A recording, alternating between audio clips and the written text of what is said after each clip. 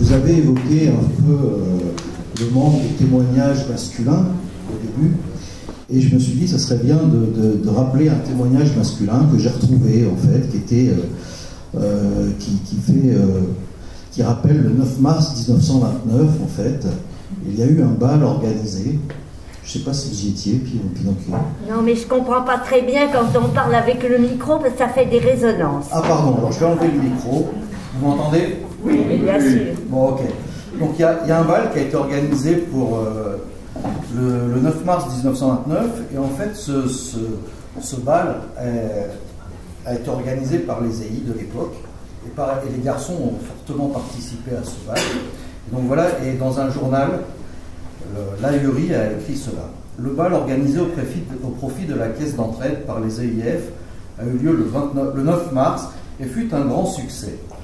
Le succès est dû en grande partie à l'activité de nos dames patronesses et de nos cheftaines qui se sont dépensées sans compter pour placer les cartes. Écrit Éric et Simon, je ne sais pas qui était Simon, mais bon. CR des EIF, nous trouvons...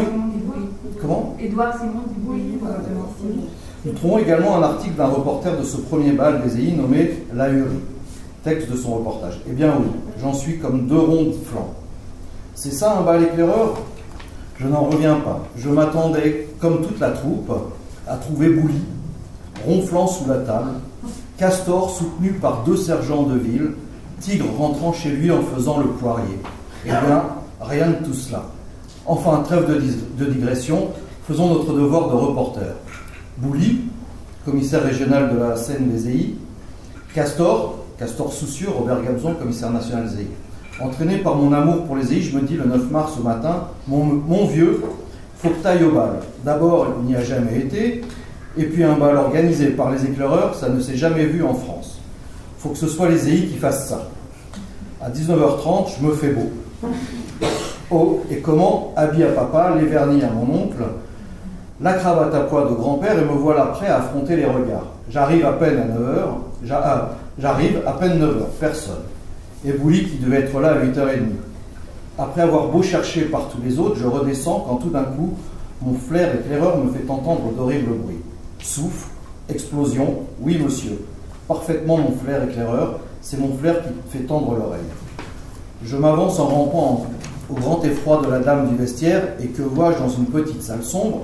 Bouli, Tigre, Héron, Top, cramoisi les yeux hors de la tête en train de souffler à tour de bras dans les ballons des galeries Lafayette.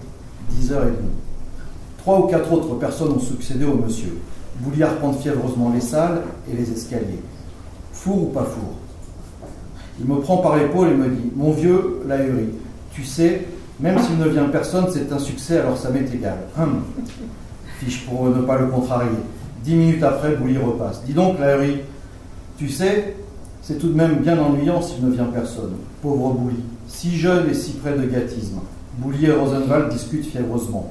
J'entends des hurlements et des cris horribles qui partent du salon où l'on danse. Heureusement, ce n'est rien.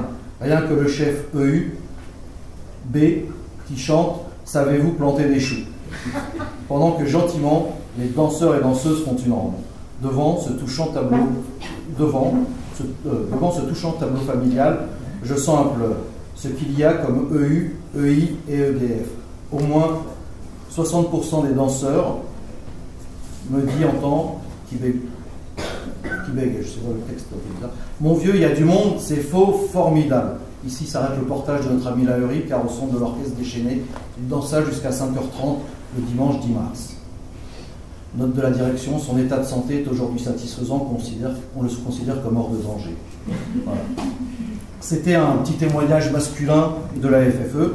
Et je voulais juste rajouter une chose aussi importante qui a constitué, qui a été à l'origine de la Fédération du scoutisme français. En fait, quand la Fédération du scoutisme français s'est constituée, la FFE a rejoint la Fédération. Et en fait, un des éléments importants de la constitution de la Fédération a été un texte de la FFE qui était celui-là. Il nous paraît vain d'organiser séparément les deux fédérations masculines et féminines. Au moment où la restauration de la famille française est à l'ordre du jour, il importe que garçons et filles reçoivent une éducation parallèle et participent dès maintenant à des efforts communs. toute campagne de redressement, fidélité au devoir d'État, probité, etc., ainsi que toute entreprise nouvelle, développement du scoutisme rural, encadrement des autres mouvements de jeunesse, doivent partir d'une même impulsion. En accord avec le projet de Gaston Bide, la Fédération française des éclaireuses considère comme essentiel le respect des originalités profondes de chaque association et n'envisage la possibilité d'une unité plus grande que sous la forme d'une fédération d'associations, chacune d'elles gardant son autonomie en ce qui concerne la direction et l'organisation intérieure du mouvement.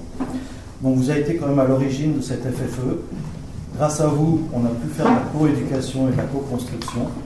Et le scoutisme français perdure dans cette histoire. Et merci pour tout ce que vous avez dit, tout ce que vous avez témoigné. Je pense que ça va nous servir. Il y a peut-être plein de choses à faire, à vous accompagner dans votre projet aussi au travers du scoutisme français. Donc merci à toutes et puis j'espère à très bientôt. Voilà.